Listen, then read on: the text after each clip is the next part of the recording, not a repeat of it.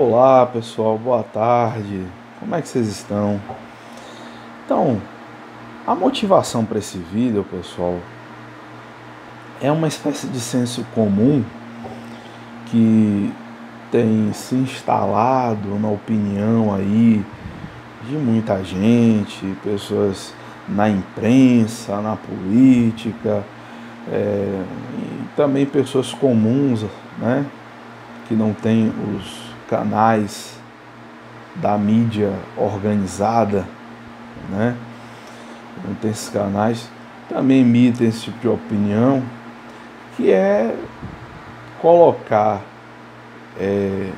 a situação de déficit de matrículas na rede estadual da Bahia, em especial do ensino médio, no fato de que entre 2020 e primeiro semestre de 2021, a rede estadual da Bahia funcionou de forma não presencial. Bom, será que é só isso? Eu fui atrás de dados anteriores à pandemia para poder, pelo menos, começar a conversar, discutir um pouco sobre isso, porque eu não consigo me conformar com a ideia de que a sociedade ela não responde dentro de condições da sua estrutura às situações que acontecem, inclusive situações de calamidade, de catástrofes, né? Quando ela tem perspectivas, né, de reação a isso, quando ela tem apoios de forma certeira, organizada e decidida, né, e sem demagogia. Bom, eu fui atrás, em especial aqui, gente, do resumo técnico do Censo Escolar de 2019 para o estado da Bahia, em especial para o ensino médio. Aí eu encontrei assim, alguns dados interessantes. Em 2019, o ensino médio na rede estadual da Bahia possuía um número total de 544.868 matriculados, sendo que destes, 68.425 eram da educação profissional, que ainda representa muito pouco dentro da estrutura de ofertas de matrículas, né, da rede estadual. Esses são dados de 2019. Esse resumo técnico, pessoal, ele faz um comparativo entre 2019 e 2015. E esse resumo técnico observa o seguinte: esse valor é 1,6% menor do que o número de matrículas registradas para o ano de 2015. Isso a gente está falando de 2019. A gente está falando dos números totais. O ensino médio não integrado à educação profissional apresentou uma redução de 5,3% no número de matriculados entre 2015 e 2019.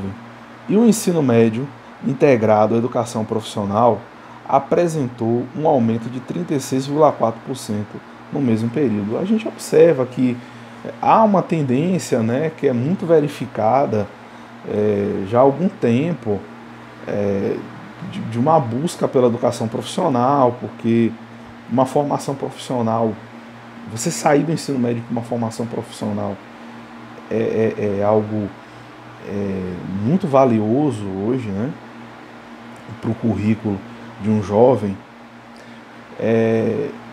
mas ainda se traduz em um número muito baixo, né, dentro da estrutura de matrículas do ensino médio da rede estadual. E aí a gente observa que, em números totais, você tem um déficit já em 2019 de matriculados na rede para o ensino médio. Você já tem esse déficit em 2019, que só não é pior devido a esse aumento expressivo, que é de 36,4% na educação profissional. Ainda assim, pelo fato da educação profissional representar muito pouco dentro dessa estrutura, tá? Ainda assim, não foi o suficiente para alavancar um superávit nas matrículas do ensino médio na rede estadual, né? Porque só a educação não profissional, ela sozinha teve 5,3% de redução de matrículas. A gente vê que inclusive há esforços da própria Secretaria de Educação do Estado da Bahia em tentar ampliar a oferta de educação profissional para o ensino médio, né, da rede, não só através das unidades de ensino, mas também de parcerias inclusive com o Instituto Federal da Bahia, né? São iniciativas louváveis. Mas por que eu trago esses dados aqui? Porque justamente é interessante a gente fazer esse tipo de registro para que a gente não fique jogando responsabilidades apenas para uma situação específica, tá? A pandemia, ela traz um quadro de tragédia para a educação pública no nosso país, para a educação dos mais vulneráveis, traz.